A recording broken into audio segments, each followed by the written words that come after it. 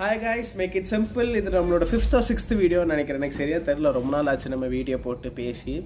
So actually இன்றைக்கி எதை பற்றி புலம்பலான்னு வந்தேன்னு பார்த்தீங்க அப்படின்னா, big boss season 8. So promo வந்துருந்துச்சு, சுட சுட வந்து இறக்கியிருக்காங்களா. சரி, அதை பற்றி பேசிட்டு போவோம் என்னன்னு பார்த்தா விஜய் சேதுபதினு ஆடு ரொம்ப நல்லா இருந்துச்சு. அவர் நடித்தது நல்லா தான் இருந்துச்சு.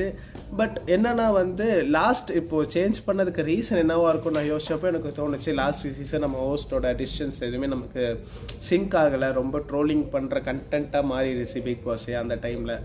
ஸோ அதனால மேபி நம்ம இந்த ஹோஸ்ட்டை மாற்றினோன்னா அவரோட ஒப்பீனியன்ஸ் நம்ம கூட ஒத்து போகும். ஏன்னா விஜய் சேதுபதியோட படம் நம்ம நிறைய பார்க்கும்போது அவர் இந்த ஃபிலாசபிஸ்லாம் நல்லா பேசுவார்.